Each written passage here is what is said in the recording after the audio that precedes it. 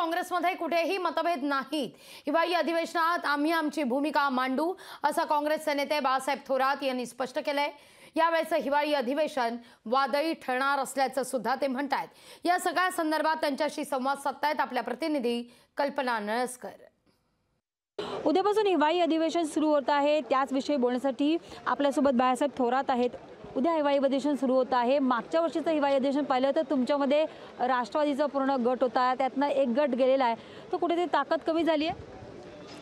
नाही, आमची तर ताकद काँग्रेस म्हणून तर ताकद वाढलेली आहे। 44 45 झालो आम्ही। आमचे आहे मित्रपक्षांच्या काही अडचणी झाल्या असल्या तरी त्यांच्यामध्ये जे स्पिरिट आहे लढण्याचं ते तर पक्का आहे, भक्कम आहोत आणि आघाडी म्हणून आम्ही एकत्र भक्कम राहणार आहोत।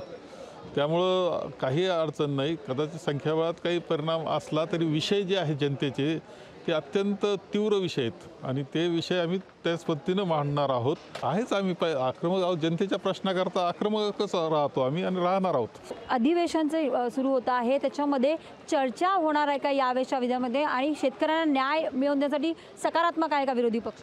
आम्ही तर न्याय मिळवून घेण्याकरता सकारात्मक आहोत, परंतु या संपूर्ण अर्थव्यवस्था जी या राज्याची झालेली आहे पूर्ण बिघडलेली आहे। निधीचे चुकीच्या पद्धतीने वाटप आहे, पैशाचा धुमाकूळ म्हणजे जे पद्धतीनं त्यांनी वापर केलेला आहे अर्थव्यवस्थेचा तो एकदम चुकीच्या पद्धतीनं झालेला आहे आणि शेतकऱ्याला पैसे नाही, महागाई वाढलेली आहे, अनेकांची अनुदानं रोखले गेलेले आहेत। याकरता आम्ही पूर्णपणे प्रयत्न करू। वादळी असेल हिवाळी अधिवेशन? वादळीच होणार, कारण प्रश्न फार तीव्र आहेत। नक्कीच वादळीच होणार, कारण प्रश्न फार तीव्र आहे असे मत त्यांनी व्यक्त केलेले आहे। कल्पना नळसकर, लोकशाही मराठी, नागपूर।